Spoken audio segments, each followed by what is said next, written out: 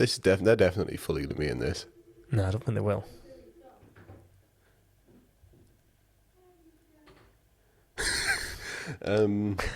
We can just hear everyone through the wall. You clearly had a hard afternoon. I would say me too. I'm a little bit too warm. Are you? Oh. Just on that edge where I'm beginning to... Is that why you've not got a coffee? Yeah, I had hot chocolate. I had the chili hot chocolate packet from that. The chili hot chocolate packet? Yeah, I like chili. I like hot chocolate. Oh, in the Velvetizer? Yeah. Oh, I need to bring that. Don't think they should go together. Chili and chocolate. It's a really good combo. Oh, I could not, and it sounds good, but just for me, keep them apart. My chili on my savoury and my chocolate in my mouth. And I like to pay for good chocolate, and sometimes good chocolate's more expensive, but worth it. but worth it. Which We should brings do a us podcast about that. onto Oh, the okay. point We of went in. today's episode. Get what you pay Get for. what you pay for. Well, that's the Pay title. what you get That's the for. title before we put it through the AI thing that generates a title for us. But yeah, what I'm going to try and do is we generate AI titles. Oh, we do. Do you not just do you generate titles through AI? Do you know when I send you those suggestions of names? Sometimes. Do you know when I go, here's my idea, and then here's the ones that AI generated? Well, because for we've us? got the AI script that we'll most likely ignore. I do love the quotes at the bottom. Yeah, those ones. I think I only used it to generate generate those quotes. We're distracted and we haven't even begun yet. Well, that's all part of it. It's all part of the plan. Yeah, What plan? don't think it was. What were we talking about? I don't know. All I can think about is you saying the word chocolate 15 times. Chocolate. Chocolat. But yeah, get what you pay for. But what I'm going to try and do is not turn this into some sort of business advice podcast,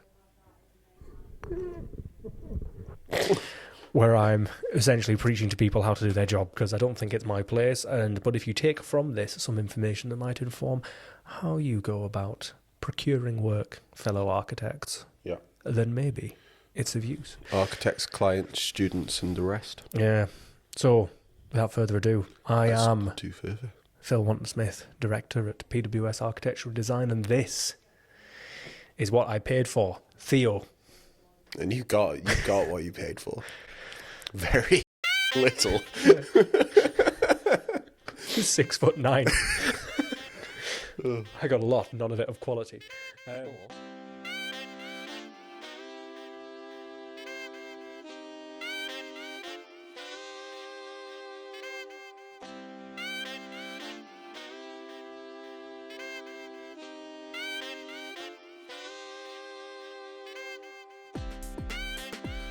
I'm pretty sure everyone's already going to get the gist of what this is about, so we might as well just roll the credits. Me. Look, stop being so cheap. All right? Stop being so He cheap. says, sitting on a chair we stole from one of the other offices when they closed. And it creaks, and you might hear that. That could be my knees. And luckily you won't hear it because we paid for good microphones. Now, the thing about these microphones is we researched them. Yes.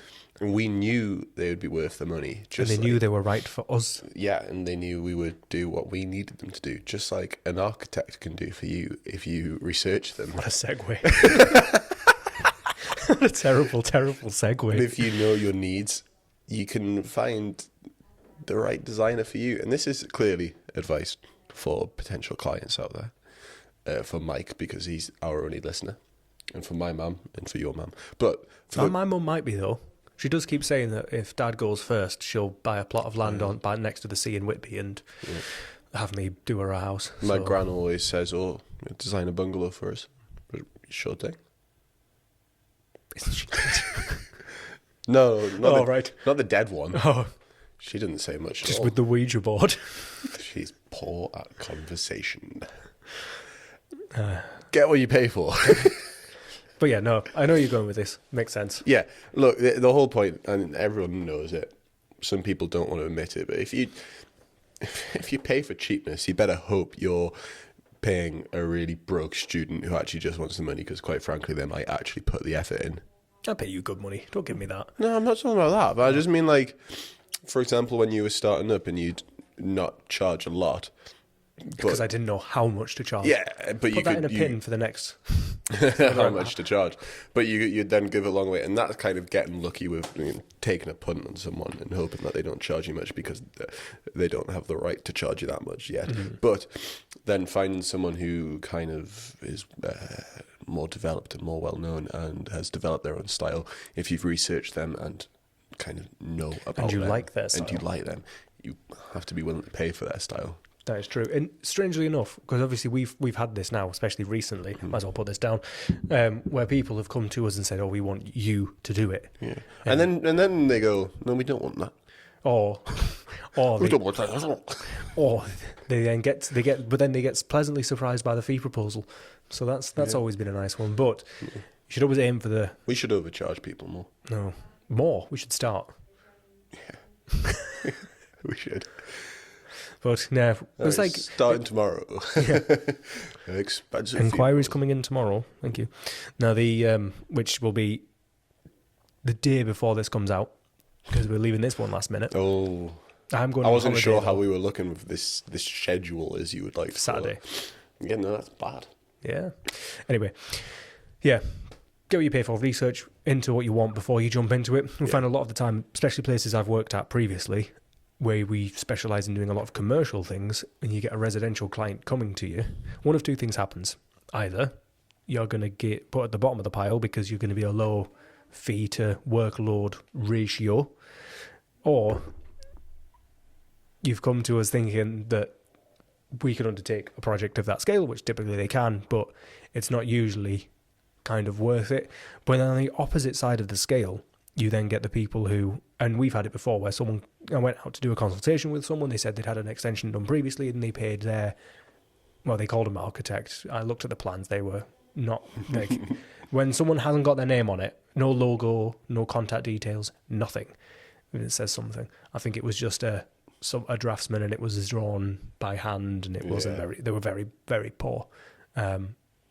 And she said she's paid £300 cash for a little box rear extension, which equated to one plan and one section through, and the notes didn't meet regulations. And the reason that she got us involved was because for this bigger two-story side extension, a loft conversion, she wanted it done properly, and she wanted to not have a builder complain that the drawings weren't good enough. No, or that the drawings existed in the first place. Yeah, and she understood when speaking to her that it was going to be a more expensive service because it would work out more beneficial for the project in the long run. And we always say to people that we can negate quite a lot of the costs of things going wrong, trying to not have to censor myself, on site.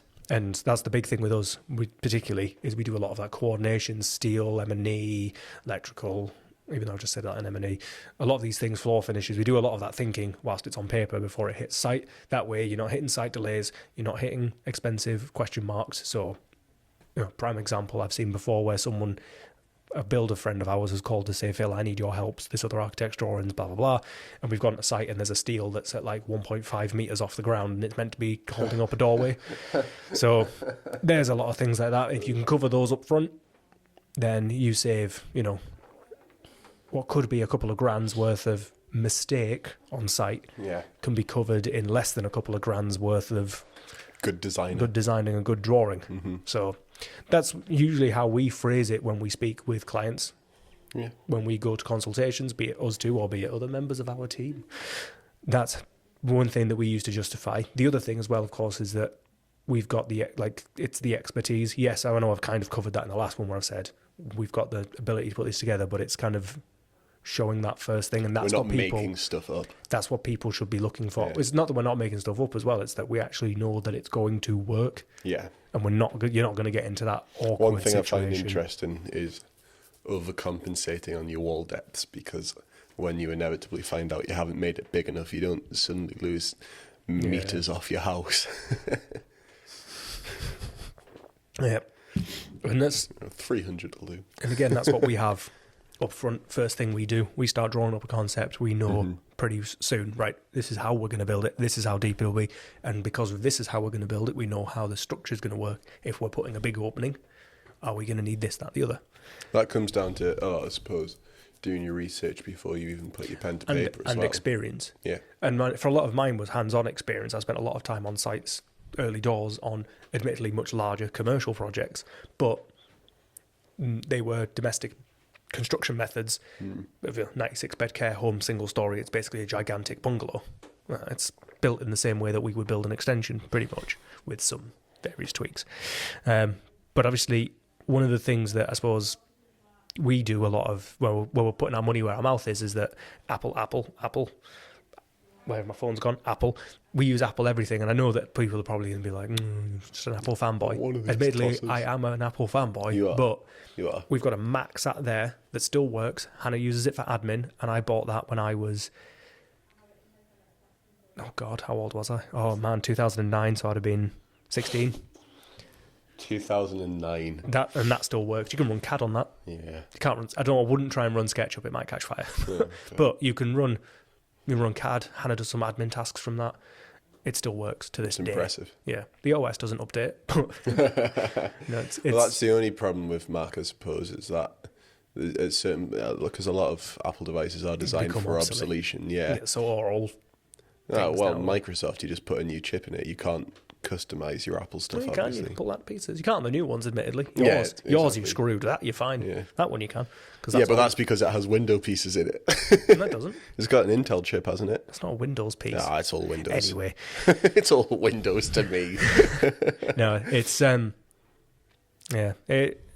I find, and I have found in the past, and touch wood, it continues for a long time.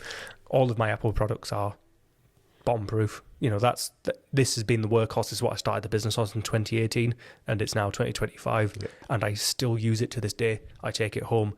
I use it for everything but Enscape, because Enscape only works on the new M series of chips. This Series 3 watch that I want to see you run CAD off that. Yeah, watch. Do you know when people use a calculator to run Doom? Just do that, but with CAD on my watch. But I've always, we spend a lot of money on our computers, several £1,000s on the computers. I mean, I think they do the jobs well. we have no problems. I remember the time when we first got this and we found that scatter program, and we were struggling to see if we could make this computer crash, and we didn't. We can't make it crash. It uncrashed itself. Yeah. It was incredible. When you're using these for what you're meant to use them for, which obviously we've researched in advance, and we know what we were paying for, and they do it well. They don't half-ass their jobs. No. And that's, that's the key thing, because instead of spending several £100s to a computer, you're going to have to keep upgrading. Yeah. But just spend it once and have something that lasts over a decade. In that case, 15 years I've had that. Like a pair of school shoes. I've had that, and I've even got the MacBook that I bought at the same time as that. Admittedly, though, I did Frankenstein that for a friend's laptop, so he could get it through his part 3. So I should probably get in touch with him and ask for all my stuff back. And he ended up taking the hard drive, the RAM. No, he didn't take the motherboard in the end. He didn't need to. But yeah, we Frankenstein the hell out of that. But yeah, and it's funny because now I've started a consultancy role at another company, and work for a construction company as a bit of a favour of a friend job. And that the computer they've given me has 4 gigabytes of RAM, so I can't open CAD, which is disastrous. Which is kind of useful as an architectural consultant. I'm a design management consultant. Anyway, when you type on the keyboard, it bends and flexes, and it's just not good. It's really bad. And when I was talking to them about it, they were like, oh yeah, we'll be getting rid of all of those machines that we got at the beginning of last year. We'll be getting rid of all of them. Bearing in mind, mine's number 13. So there's at least 13 that they're going to get rid of this year. And they said in the next month or 2. So I don't know how much they'll have spent on it. But not as much as you would spend on 13 Macs, but they're replacing them in a year. Yeah, well, he said they've just become obsolete. He's like, they're obsolete within 8 or 9 months, which I find crazy. That's insane. But I mean, if they just put some more money into, I've got a literal hard drive, not solid state. It's got a hard drive. Mad. It's just slower and. Yeah, that's insane. But yeah, like I say, We Imagine if always replaced try. them every year. I mean, that would actually put us out of business for trying to replace every single one of these. Well, if you think Buying one of them almost does. That's fair. But yeah, that's obviously you spend a lot of money in the first place, but you don't really have to purchase them. I feel like we save a lot of money in the long run. Like you'll probably have that for another million years. 10 years. As long as it's supported by Apple, it'll still be useful. Yeah. I think. That's the only problem is it's As up long to, as up it's to them yeah. when they choose to stop supporting it. Well, they've only stopped. We're kind of at their mercy. Yeah, but it'll be fine. But yeah, we apply this to pretty much everything, to be honest. Obviously, you can't see it over there on the camera, but I Your buy shoes. nice shoes, and the nice shoes make my feet feel good and mean that I'm not suffering, and means also that they'll last a long time. I've had these for 2 or 3 years. I've had my hiking ones, my hiking versions of these shoes. I've had them for 2019. We got them, so that's 6 years. My Doc Martens I've had since I was in my first year of A-level. I remember I would go for a pair of school shoes every single year. And then I got them and I still haven't replaced them. I'll find my other... I had a pair of shoes that I got, because I got a cheap pair for when we went away, and you can see where I've like worn through in the heel and worn through under like the pad of my foot before your toes. Whereas with these, they still look brand new. It's mad. Well, they look like they've seen a few days on site. They've seen, yeah, they have. These are my site shoes. So they will have seen a few days on site. But yeah, and it's the thing, it's like, I think we've covered a lot of this stuff where we've talked about like, tech drawings and planning proposals, blah, blah, blah. I think knowing your worth is important, and knowing to say to people, which I still don't because I've got crippling imposter syndrome. Knowing to say to people, look, you're going to get more when you pay more for me. Yeah, and some do, and like some don't like it, and I almost feel like that's a risk you sometimes have to take, because if they don't want it, then you kind of have to think they're not the client for us. Yeah, and I think that's one thing that we're slowly getting into. A good example of someone who's willing to pay for good advice and good design and everything is, I can't name the name because of 395 Underground Man Cave. Yeah. Where he said, I've got a really stupid idea, can you draw it? And we said, we'll draw it. And we drew it and said, look, you're going to pay us hourly rates, blah, blah, blah, for us to give you an idea that we don't think that will work. And he said, I know, but I need to see it. Yeah. And I need you to explain why it's a bad idea. So we drew it, we explained why it's a bad idea, we put it to bed. He got what he paid for, which was not an idea. Yeah, he did. He got the idea of not doing the idea. Yeah. Sorted. But it always reminds us of that Grand Designs episode with the lighthouse watchtower thing. I know the one. You know, the one where he spent about £12 million or something daft. Oof. And it was just like changing things on site and adding things to it, and yeah. Oh, is that the one where he lost all of his family? Yes, and, it is. his entire livelihood. Wasn't he the architect? No, I'm sure he was a recording artist. He signs on. He owns a record label, I'm sure. I think it's that one I'm thinking of. I could be thinking of a different one where basically he had saddest Grand Design. He had no drawings and he was winging it, and it was just costing loads and loads. Is that, or it was? I think there's one recently as well last year where they did a lighthouse. They took down a lighthouse or something and built a new one, and the guy's son, I want to say, or nephew, was at university and was a part one, and he just winged up a design, got it through planning, and then there was loads of discrepancies on site and things going wrong, and it was a lot of, we'll work that out on site rather than having it all pre-planned. And then they were coming across problems of, the windows don't work right and this detail's not right, and because none of it had been thought through. Obviously, I think that's not an instance of not paying for good advice. I think he was more, I'm going to help out a family member. And that kind of bit him in the arse a bit, but he probably didn't pay much for the drawings. Probably didn't pay for them. Yeah, I suppose it brings us back to that initial point of just because something's expensive, it might not actually be better. Do research. I remember you've told me about one guy who you were looking at some of his prices. He was an architect, or someone was telling you about his prices, and they were just massively inflated. And basically, what he would do is, whenever he had work on, he would charge loads of money for any of a fee proposal. This was like when I started working for you. Yeah. And he was like, he would get hardly any bites from it, but when someone did take the bait, that was the only project he needed to see him through. Yeah. And it was kind of... I know exactly the person with the incredibly rich wife. Yes. Yep. And he didn't need He didn't need a lot of he money. didn't need any work at all. In fact, the work was more of a passion project for him because he did other things in the background for himself, like tinkering on with his cars in his workshop and stuff.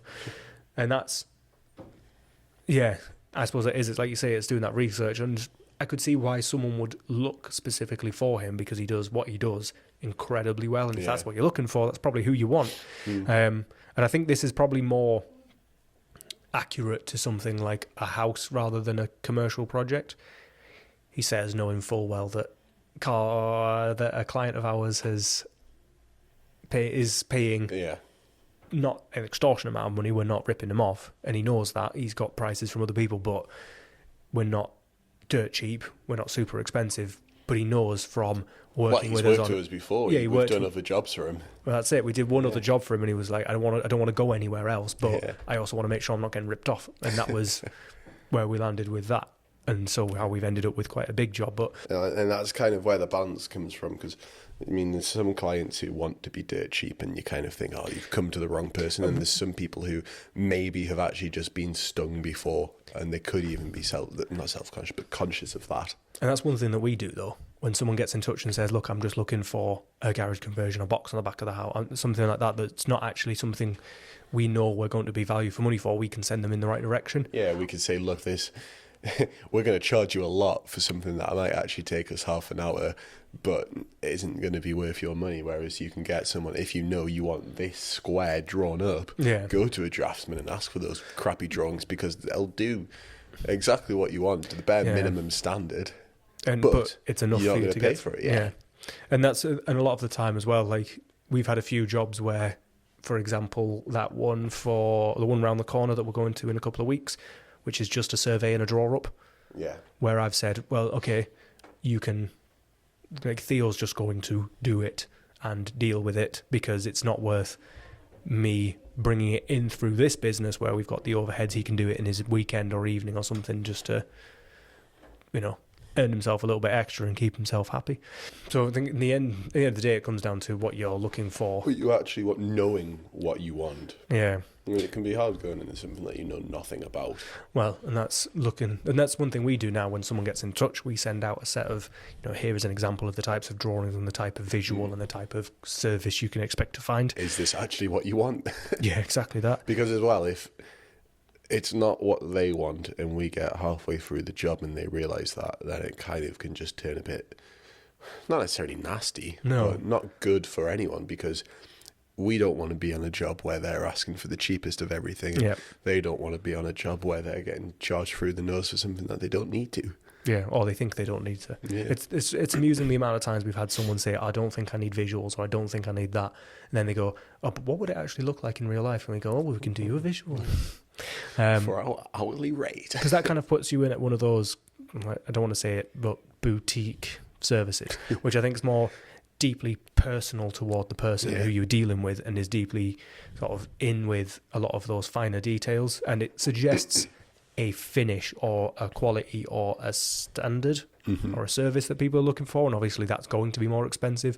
But a good example is 426, where he doesn't necessarily care what the internal finish is, because he's going to do all of that himself. He just wants a shell. And from us, he just wants a nice logical layout that meets his needs. And he wants it to look, yes, a bit nicer on the outside, and he needs a lot of help getting it through planning because of what he's doing. But that's kind of where he needs it to look a lot nicer on the outside. It does. And that's where the key focus is for our fee proposal as well. Our technical stage is probably slightly lower than it would normally be at that end, because we know we're not detailing invisible handrails, and we're not shadow jointing bits of birch-faced ply. We're going with telling him what he needs to do to meet the regulations for him to do the other bits afterwards that he's going to do himself. So it's knowing what you want, it's engaging with the right people. Get what you pay for could also be inverted to pay what you get for. Charge what you give for. Yeah. I think we do that as a separate one.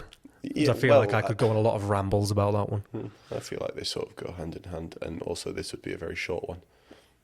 No, well, do we just run into it at the end? We've been doing this for over half an hour now. Really? Yeah, apparently.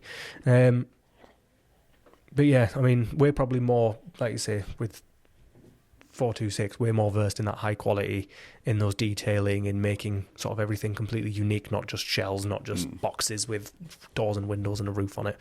So if that's what you're looking for, then that's what you need to be looking for. Yeah. From your designer. But then within that sort of sphere is we deal with a lot of consultants. And because we've dealt with a lot of consultants, we know which is the right consultant for your project as well, which we don't charge for. We charge, like, our fees these are our fees. Here are the fees from consultants, from planning, from building control. And so we know early doors who we need to be getting involved with and who's going to be the right consultant. So a lot of this, say, listed buildings that we work with or complicated pieces of land will have a survey drawn up. And depending, so for example, the project we went to go see at the beginning of this week, big building, that a big building, that kind of square, that project needed has a roof. that project needed a lot of survey because it's got lots of levels. It's essentially 3 buildings stitched together, and so we're not doing that. So we had it fully surveyed out. It's got a full 3D model that we can cut our own sections through, that we can cut our own plans through, that we can pull levels from. It's knowing when to tell someone to pay someone else for something, and almost we're not taking that liability. And knowing what that needs to be as well. Yeah. Like it's not just go get something drawn, go get some plans drawn up. It's these are the bits of information we need. We need drainage, we need heights, we need thicknesses, we need this, we need that. We've done surveys particularly for listed buildings where it's just we need the elevations and we need the floor plans because we've got wonky walls and we've got all these odd bits. Oh, see, when it's something listed, you want it to be and really specific. And you want it to be accurate. We don't want to be messing that one up. We don't want that kind of almost to be on our shoulders. You know? Not that we've ever, touched wood, done a survey wrong, but you never know. And you don't want the one time it does go wrong to be an important one. I can think of times we've done surveys wrong. I can think of one very recently. That's a good point. The two of us. Just the two of us. 40 metres squared. Yeah. And that's why some people don't work for us anymore. But yeah, a lot of those other services, it's their technical side of things. It's not necessarily the architectural side of things. It's providing us the information for us to do our job. Our job better, yeah. And a lot of the time we know who it is we need. We know when to get them in, and we can also give you a rough indication of why that's going to be. And again, that's another service that you pay for, not from us, but from someone else. Architecture's not cheap. If there's one thing we learn here, and good architecture is certainly not cheap. It's really not cheap. As it shouldn't be. It's more uncheap. But you get what you pay for. Yeah, sometimes. And sometimes you get stung, and then you've got to make sure that you actually vet the people you're going to employ.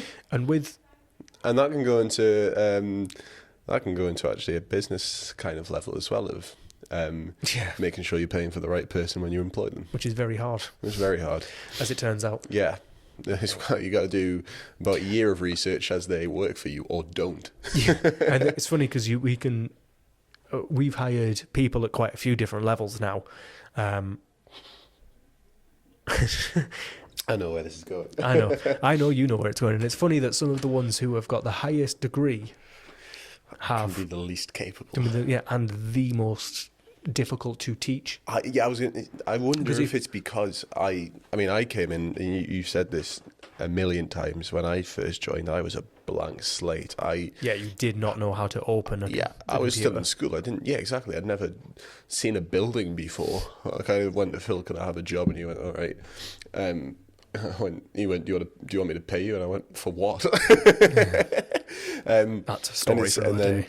But yeah, kind of, I feel like bringing someone younger and they're more open-minded and they're less set in their ways. Yeah, that's always a hard one, is picking someone who's set in their way. But then obviously someone with more education has more experience on it, and it's a balancing act. I mean, there's one example of someone who was quite far on in their process to becoming an architect, who was very good at their job, but never worked out because of other personal issues. Personal issues, and that's kind of like, You can't foresee that. And we No. couldn't.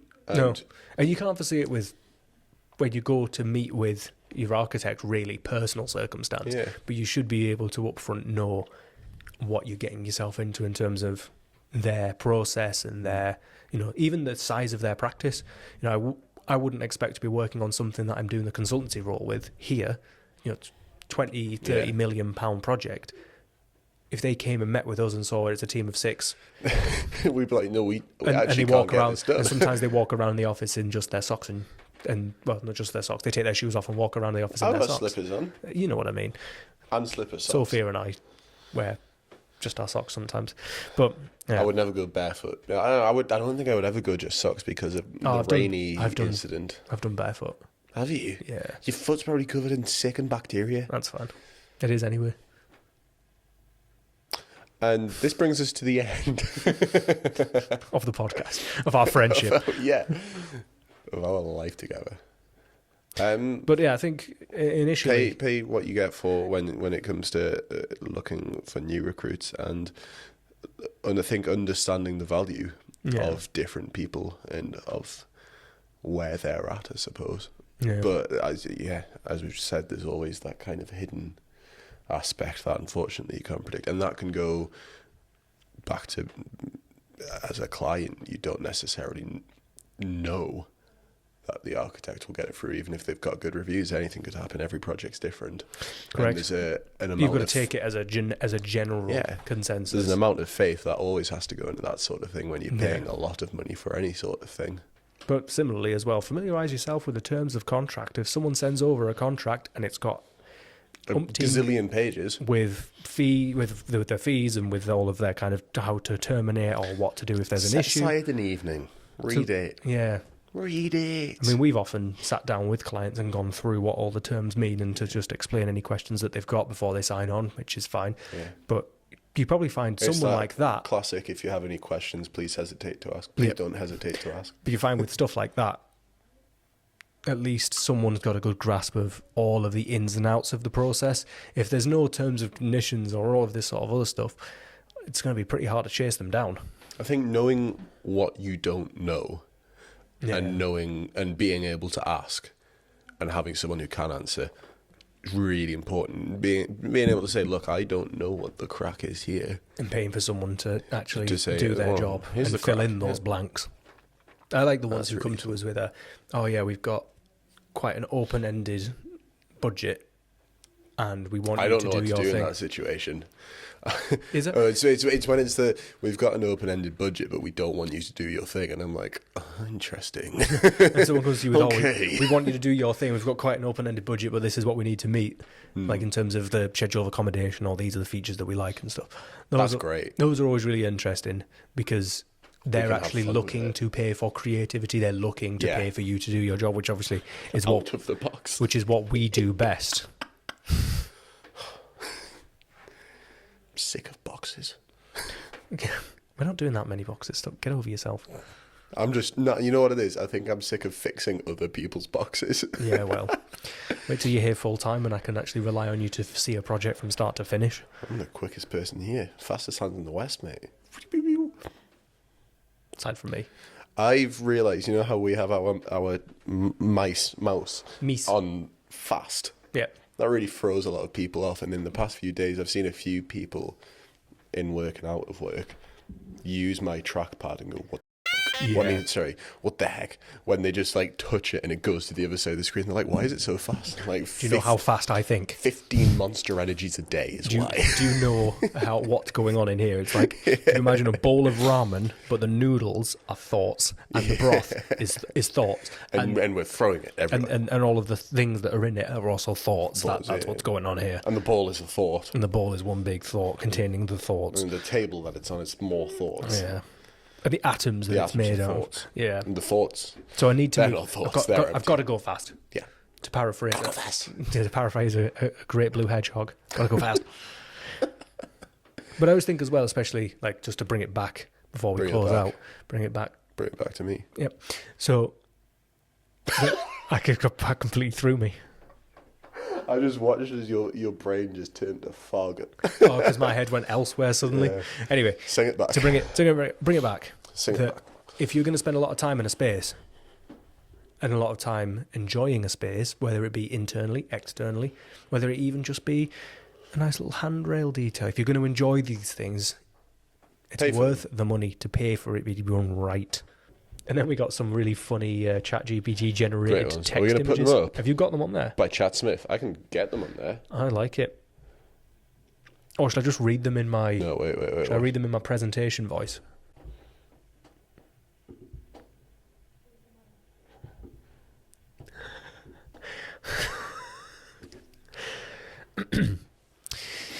In architecture, each dollar is a brick in the foundation of your vision. Spend wisely, build spectacularly. The true value of architecture lies not in the cost of materials, but in the integrity of the design and the craftsmanship of its construction. Just need an A1 board. Invest in quality, and it will return to you, not just in integrity of the structure, but in the legacy of its excellence. Chad Smith, 1923. I mean, that's fantastic. That was beautiful. That's Truly, truly beautiful. Thank you, everyone. goodbye. And that brings a close, I think, to this one. I think I agree, Phil. I'm getting 101 messages off of 101 people. I got 3. I got 3 messages. This is the power of not having your friends. work phone. Oh, wait. I mean, yeah, but that's... I got an email. I've got a load of emails. A couple of TikToks. Ah, small world. And Mr. Crazy Underground Man Cave Mr. Crazy Underground Man. Underground Man Cave has got in touch. We'll see you next time. When we return. Back to the drawing board.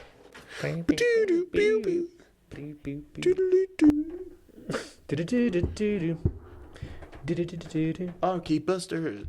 I think a lot of the time... Are they doing cartwheels? I don't know. I think they've opened a window so the door's moving.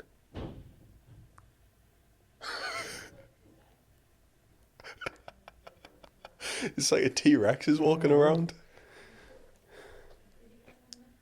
Just text them asking if they're taking the... I can do this. Hey, Lauren. Are you taking...